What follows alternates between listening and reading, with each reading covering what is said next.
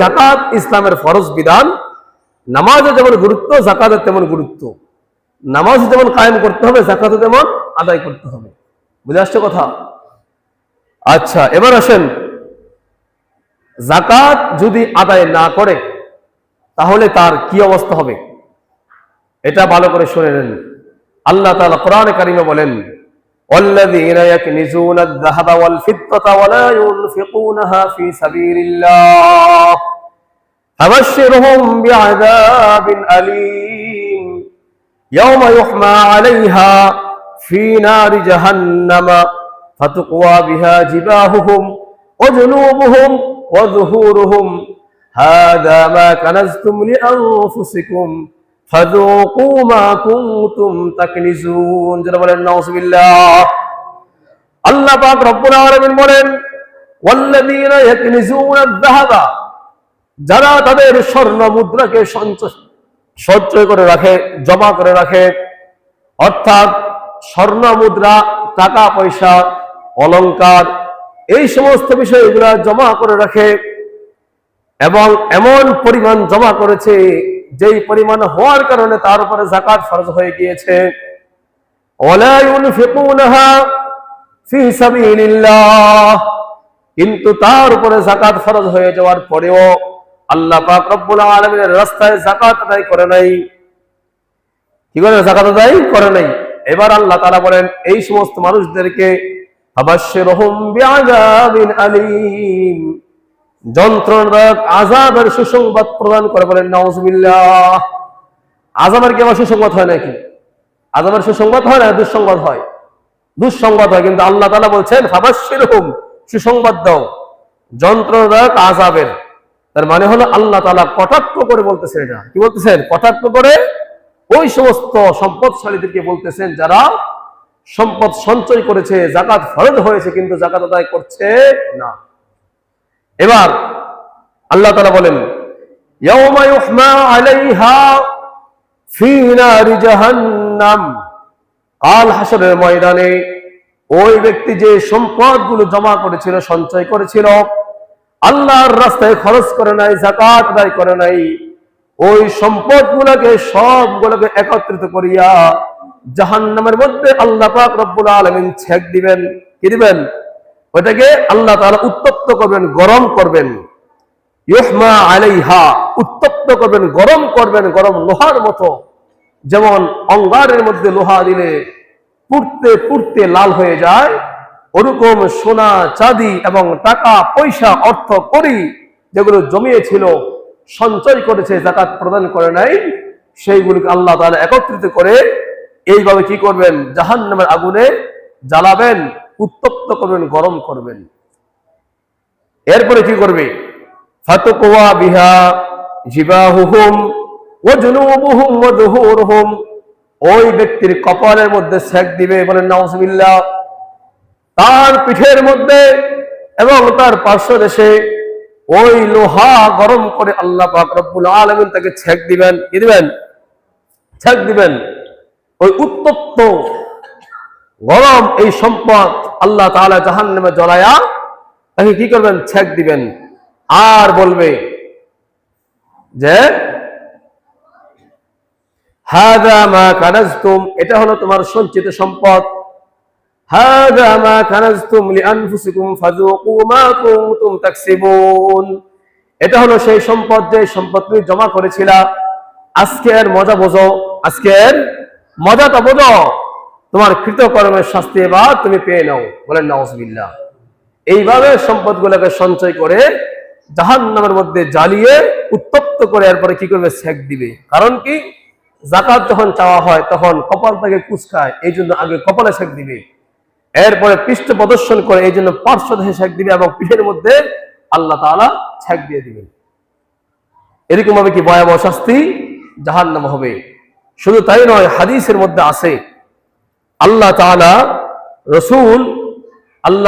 রসূল জানিয়ে দিয়েছেন উম্মতকে, শোনো, মান আতাহুল্লাহু মালান, যাদেরকে আল্লাহ পাক রব্বুল আলামিন মাল দিয়েছেন, সম্পদ দিয়েছেন, ফালাম ইউআদ্দি যাকাতাহু, কিন্তু এই সম্পদ দেওয়ার পরে সে ব্যক্তি তার যাকাত আদায় করে নাই, মুসিলা লাহুম ইয়াউমাল কিয়ামাতি শুজাআন, আল্লাহ পাক রব্বুল আলামিন ওই সম্পদটাকে কিয়ামতের দিবসে একটা বিশাল বড় সাপে রূপান্তরিত করবেন। বলেন নাউযুবিল্লাহ।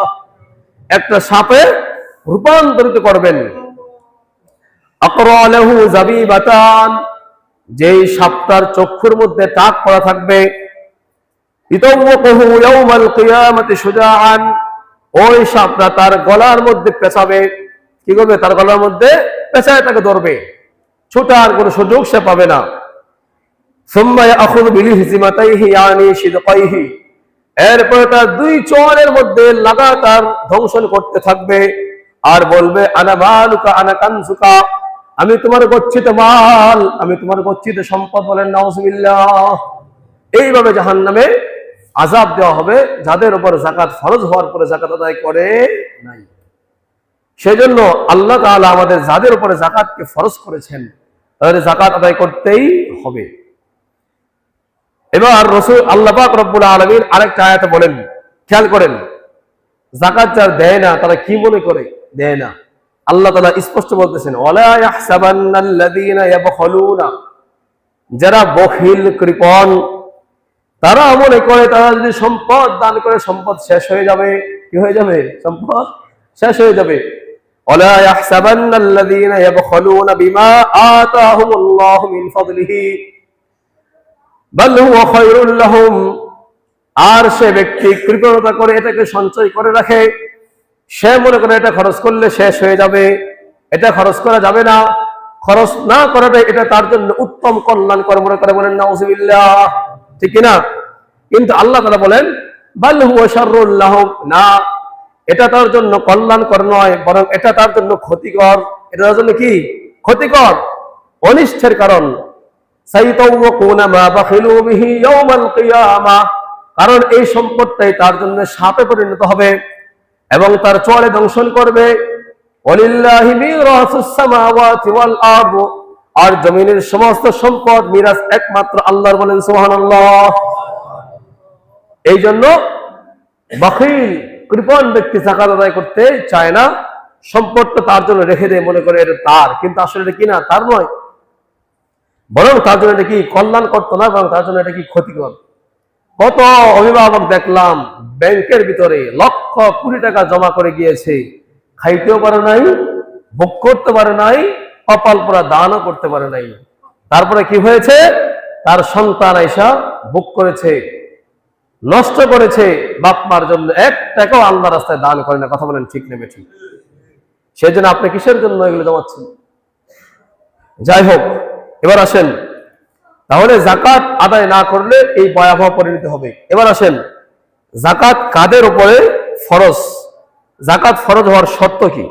ঠিক আছে, খেয়াল করেন, আল্লাহ তাআলা ইসলামে শরীয়ত এত সুন্দর সুন্দর অর্থনৈতিক ব্যবস্থা দিয়েছেন যেটা আপনারা চিন্তাও করতে পারবেন না। দুনিয়ার মধ্যে বর্জুয়ারা সম্পদশালী হয়ে বুর্জ হয়েছে, গরিবদেরকে পিষে মেরেছে। আর ইসলাম আপনাকে সম্পদশালী হওয়ার জন্য বলেছেন বৈধ পন্থায়। কোন পন্থায়? প্রথমে আপনার পন্থা হইতে হবে বৈধ। বৈধ পন্থায়, হালাল পন্থায় আপনাকে সম্পদ অর্জন করার জন্য ইসলাম উৎসাহ দিয়েছে। ব্যবসা করতে বলেছে, বাণিজ্য করতে বলেছে, চাকরি বাকরি করতে বলেছে। ইসলাম অর্থনীতি হালাল পন্থায় উপার্জন করার জন্য উৎসাহ দিয়েছে, হারাম বর্জন করতে বলেছে। তার মানে হলো হালাল ভাবে টাকা কামাই করো, কালো টাকা কামাই করতে পারবা না। আলহামদুলিল্লাহ, বুঝাচ্ছে? 2 নাম্বার, ইসলাম আপনার মধ্যে একটা ব্যালেন্স শিট দিয়েছে। ব্যালেন্স নির্ধারণ করে দিয়েছেন। এই পরিমাণ টাকা অর্জন করতে পারবা, করলে সেখান থেকে কিছু অর্থ তুমি গরিবদের মাঝে ব্যয় করে দিবা, যাতে করে তুমিও বড়লোক থাকো, সম্পদশালী হও, তোমার আশেপাশে গরিবরা যারা আছে তারাও যেন সুন্দর সুখে স্বাচ্ছন্দ্যে জীবনযাপন করতে পারে মোটামুটি ভাবে। সেই জন্য আল্লাহ তাআলা আপনার সম্পদের মধ্যে গরিবের হক নির্ধারণ করেছেন, আপনাকে বৈধ পন্থায় টাকা উপার্জন করার জন্য বলেছেন, আর সেখান থেকে অল্প কিছু গরিবদের মাঝে বিতরণ করার জন্য বলেছেন। সেটাকে আল্লাহ তাআলা গরিবদের জন্য নির্ধারণ করে দিয়েছেন, আর এটা আদায় করার নামই হলো যাকাত। বলেন সুবহানাল্লাহ। আর জোরে কোন সুবহানাল্লাহ। কত সুন্দর অর্থনীতি ইসলাম আমাদেরকে দিয়েছেন, কিন্তু আমরা বুঝি না। যাই হোক, সেজন্য যাকাত ফরজ হওয়ার জন্য শর্ত হলো কয়েকটা আছে, খেয়াল করেন। 1 নাম্বার, নিসাব পরিমাণের মালিক হইতে হবে, অর্থাৎ নিসাব পরিমাণ মালের, টাকার, সম্পদের মালিক হইতে হবে, ঠিক আছে? এবং এই সম্পদের যে পরিমাণটা সেটা কি? 7.5 ভরি স্বর্ণ, অথবা এই পরিমাণ টাকা, অথবা 52.5 তোলা রূপা, অথবা এই পরিমাণ টাকা যদি আপনার কাছে থাকে, আপনি মালিক হন, তাহলে আপনার উপরে যাকাত ফরজ হবে। বুঝে আসছো তো? আবার বলি, 7.5 ভরি স্বর্ণ, বলেন কি? 7.5 ভরি স্বর্ণ, অথবা 52.5 তোলা রূপা, অথবা এই পরিমাণ নগদ অর্থ আপনার কাছে আছে, অথবা এই পরিমাণ ব্যবসায়িক পণ্য আপনার কাছে মজুদ রয়েছে, তাহলে আপনার উপরে যাকাত ফরজ হবে। কিন্তু কখন হবে? যখন এই পরিমাণ টাকা, অর্থ, স্বর্ণ, মুদ্রা 1 বছর অতিবাহিত হবে। দেখেন কত শর্ত। 1 বছর যখন কি হবে আপনার কাছে থাকবে, বছর গণনায় চন্দ্র মাস ধরবেন, 1 বছর অতিবাহিত হবে, তাহলে আপনাকে বলা হবে সাহেবে নেসাব, অর্থাৎ নেসাব পরিমাণের মালের মালিক আপনি হয়েছেন। 1 বছর অতিবাহিত হয়েছে, তাহলে গিয়ে আপনার উপরে কি যাকাত ওয়াজিব হবে। বলেন সুবহানাল্লাহ। এই ক্ষেত্রে আপনার প্রয়োজনের অতিরিক্ত প্রয়োজনীয় যে সমস্ত জিনিস সেগুলো বাদ যাবে, সেগুলো কি বাদ দেওয়া হবে। যেমন মনে করেন মেশিনারি বাদ, আপনার ঘরের আসবাবপত্র, ব্যবহারিক জিনিস সব বাদ। আপনি জমি কিনেছেন আপনার নিজের জন্য, এটাও বাদ। ব্যবসার জন্য কিনে ভিন্ন। এই সব প্রয়োজনীয় যে সমস্ত বিষয় আছে সেগুলো সব বাদ দিয়ে ক্যাশ টাকা আছে, ক্যাশ স্বর্ণ আছে, অথবা ব্যবসায়িক পণ্য আছে, এই পরিমাণ অর্থের, এবং 1 বছর অতিবাহিত হয়েছে, তারপরে গিয়ে আপনার উপর যাকাত ওয়াজিব হবে। বলেন সুবহানাল্লাহ। দেখছেন কত সহজ। এবং আপনি ঋণগ্রস্ত হতে পারবেন না। আপনার সম্পদ আছে অনেক, কিন্তু আপনার ঋণও আছে। এমন ঋণ আছে যে ঋণের কারণে আপনার নেশাবটা ঠিক থাকে না, তাহলে আপনার উপর যাকাত আসবে না। এতগুলো শর্ত পাওয়া গেলে এরপর আল্লাহ তাআলা আপনার উপর কি করেছেন? যাকাতকে ওয়াজিব করেছেন। বুঝতে পেরেছেন তো? এবার আসেন যে যাকাত আদায় করবে কিভাবে। যাকাত আদায় করতে হবে পার্সেন্টেজ হারে। আপনার যেই পরিমাণ সম্পদ, সেই পরিমাণ সম্পদের হিসাব করে আপনাকে পরিপূর্ণ যাকাত আদায় করতে হবে।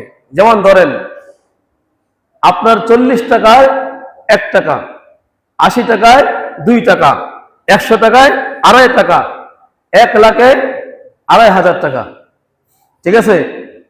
এইভাবে আপনার 2 লাখে 5,000 টাকা। মাত্র 1 লাখ টাকার সম্পদ হলে মাত্র আল্লাহ তাআলা আপনার উপরে মাত্র 2.5 টাকা কি করেছেন? নির্ধারণ করেছেন, তাই না? বুঝলে সবই সহজ, আল্লাহর হুকুম মানলে নির্ধারণ করেছেন। তো এইভাবে আপনি লাখ লাখ হিসাব করবেন, করে করে আপনার উপরে যতটুকু যাকাত আসে সেই পরিমাণ যাকাত আদায় করে দিবেন ইনশাআল্লাহ। বুঝে আসছে?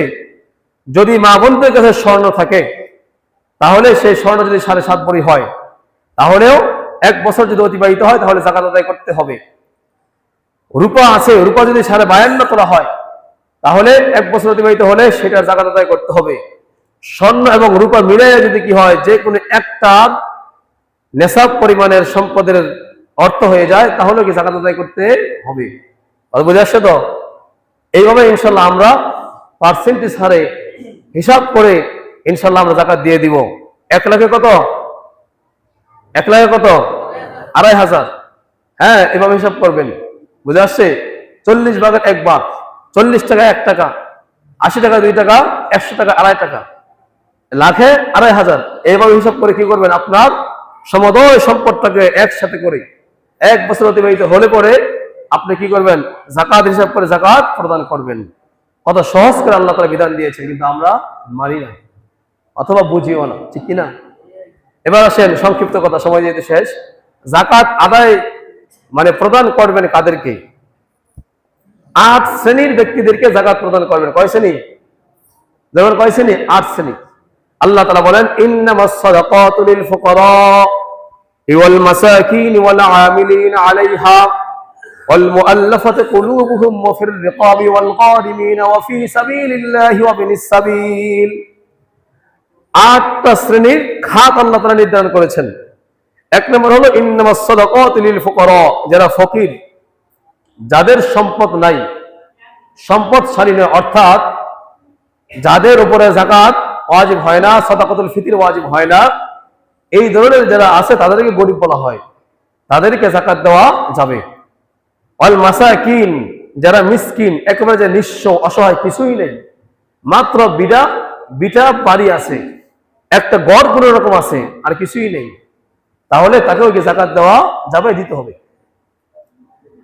ওয়াল মাসাকিন ওয়াল আমিলিন আলাইহা, ইসলামী শরিয়াতে এবং ইসলামী রাষ্ট্র যখন কায়েম হবে বা ইসলামী রাষ্ট্রের মধ্যে যারা যাকাতের মাল উসুল করে, যারা এগুলো কালেকশন করে, তাদেরকে এখান থেকে কি করবে? তাদের বাধা দেবে। এটা দেখুন আমাদের দেশে নাই, ইসলামী রাষ্ট্রের মধ্যে হবে। ওয়াল মুআল্লাফাতি কুলুবুহুম, কাফেরদের মনোরঞ্জনের জন্য যাকাতের টাকা দেওয়া হতো, এটা বিধান রহিত হয়ে গেছে। অফির রিকাবি, এবং যারা ঋণগ্রস্ত, টাকা বড়লোক ঠিক আছে, একসময় বড়লোক ছিল, এমন ঋণ হয়েছে সে ঋণগুলো পাচ্ছে না, এখন সে কিছু করতে পারতেছে না, তাহলে ওই ব্যক্তিকে যাকাত প্রদান করা হবে। ঠিক আছে? আল গারিমিনা ওয়া ফি সাবিলিল্লাহি, আল্লাহর রাস্তা যারা রয়েছে, যারা লিল্লাহ বোর্ডিং মাদ্রাসায় যারা আছে, দিন শিখতেছে, যারা জিহাদরত অবস্থায় মুজাহিদরা আছে, অথবা যারা আল্লাহ পাক রব্বুল আলামিনের রাস্তায় রয়েছে, তাদেরকে যাকাত দেওয়া যাবে, দিতে হবে। এবং অবিনিস সাবিল, মুসাফির, যে সফরে গিয়েছে, বাড়িতে অনেক বড় লোক, এমন জায়গায় সফরে গিয়েছে সেখানে গিয়ে তার সম্পদ শেষ হয়ে গেছে, তাহলে তাকেও যাকাত দেওয়া যাবে। এই 8 শ্রেণীর ব্যক্তিকে যাকাত প্রদান করতে হবে। বুঝে আসছে তো? বুঝে আসছেনি? এছাড়া বড় লোক, এরপরে আপনার বন্ধু বান্ধব, যাদের উপরে কি নাই আপনার যাকাত ওয়াজিব বা ফরজ সম্পদ আছে, এদেরকে যাকাত দেওয়া যাবে না। কোন সংগঠনে যাকাত দেওয়া যাবে না। বুঝে আসছে? এগুলো খেয়াল রাখবেন। তো এইভাবে আপনারা ইনশাআল্লাহ কি করে যাকাত আদায় করব। এই খাতগুলোর মধ্যে বর্তমানে সবচেয়ে কার্যকরী 2টা খাত, একটা হলো যারা একেবারে মিসকিন, অসহায়, ফকির, তারা, আরেকটা হলো যারা লিল্লাহ বোর্ডিং এ পড়াশোনা করতেছে, দিন শিখতেছে, তারা। ঠিক আছে? সেই জন্য আমাদের এতিমখানা মাদ্রাসা আপনাদের অনুদানে চলে। রমাদানে আল্লাহ তাআলা আপনাদের প্রত্যেকের উপরে কি করেছেন? যাকাত ফিতরা ফরজ করেছেন, ওয়াজিব করেছেন। আমরা ইনশাআল্লাহ মাদ্রাসা আমাদের একটা অংশ দিব। ঠিক আছে? ইনশাআল্লাহ বুঝে আসছে তো? এবং ইনশাআল্লাহ আমরা আমাদের যাকাতের হিসাবগুলো করে করে ইনশাআল্লাহ আমরা যাকাত আদায় করে দিব। যদি করতে পারি, আল্লাহ পাক রব্বুল আলামিনের পক্ষ থেকে রহমত আসবে, বরকত আসবে, জাহান্নাম থেকে মুক্তি পাবো। আল্লাহ পাক রব্বুল আলামিন আমাকে আমাদের সবাইকে যতটুকু আলোচনা করেছি এর উপর আমল করার তৌফিক দান করেন, যেন বলেন আমিন। আল্লাহ তাআলা আমাদেরকে তার ভয়াবহ আযাব গজব থেকে হেফাজত করেন, যেন বলেন আমিন।